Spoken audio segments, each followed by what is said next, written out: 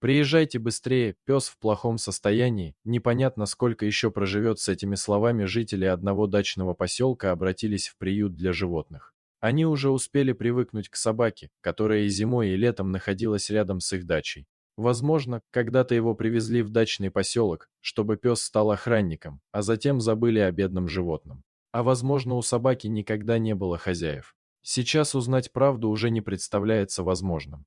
Пес вел себя мирно и не мешал местным жителям. Он только бегал возле ближайшей свалки, чтобы найти хоть какую-то пищу. В поселке просто не замечали пса. Его не били, над ним не издевались, но и заботу никто не проявлял. Бедное животное даже не подкармливали объедками. Так шли долгие годы. Пес уже достиг пожилого возраста. По собачьим меркам он был старичком. И вот однажды люди нашли пса, который лежал в беспомощном состоянии. У собаки была вывернута лапа, над телом кружили мухи, а животное лежало и не шевелилось. Сначала местные люди, нашедшие пса, подумали, что он уже мертв. Однако собака неожиданно открыла глаза и сделала несколько слабых движений.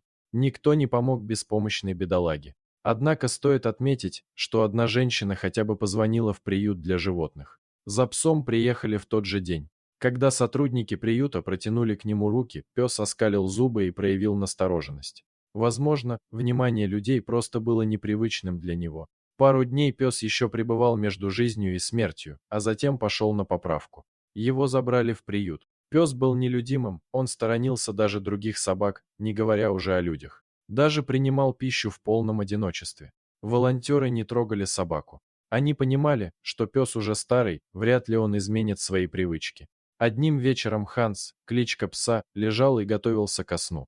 Вдруг в приют вернулась после длительного отсутствия одна из волонтеров. Ее не было более 2 месяцев. «О, у нас тут новенький. Как тебя зовут, мой хороший?» После этих слов женщина протянула руки к собаке. Пес посмотрел на нее недоумевающим взглядом. Он привык, что к нему никто не подходит, а тем более не протягивает руки. «А вы правда меня не ударите?» – подумал Ханс. Он не рычал на волонтера и не скалил зубы. Рука человека с нежностью погладила пса. После каждого поглаживания Ханс становился все ласковее, он начинал доверять людям. Пес понял, что они могут не только обижать, но и любить. На следующих пес удивил всех сотрудников приюта. Он ни на шаг не отходил от женщины, которая проявила к нему внимание. Поглаживание пес полюбил даже больше, чем часы кормления. А через несколько дней пса вели в его собственный дом. Ласка и доброта – великая сила.